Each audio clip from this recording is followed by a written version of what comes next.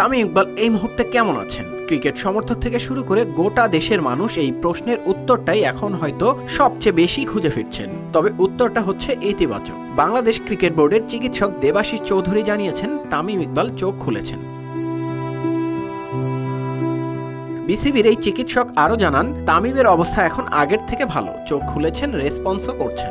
ডাক্তারের সঙ্গে তার কথা হয়েছে, নিজেই জানিয়েছেন আগের চেয়ে ভালো লাগছে। এছাড়া খান সাহেব কথা বলেছেন তার পরিবারের সদস্যদের সঙ্গেও।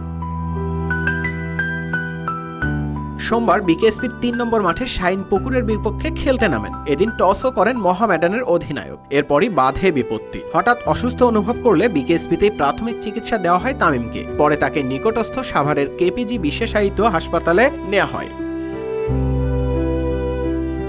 ম্যাসিভ হার্ট অ্যাটাকের পর হাসপাতালে ভর্তি তামিম ইকবালের এনজিওগ্রাম সম্পন্ন হয়েছে। পরীক্ষায় তামিমের হার্টে একটি ব্লক পাওয়া গেছে। ১০০% ব্লক পাওয়ার পর তার হার্টে রিং পরানো হয়েছে।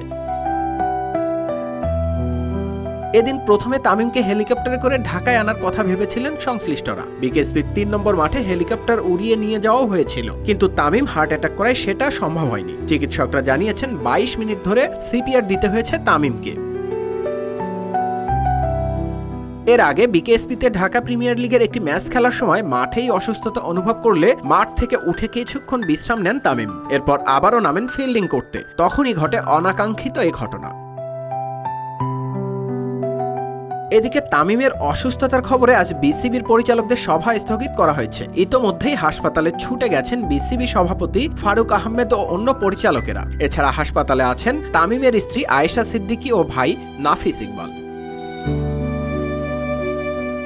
নিউজ ডেস্ক, রূপালী বাংলাদেশ।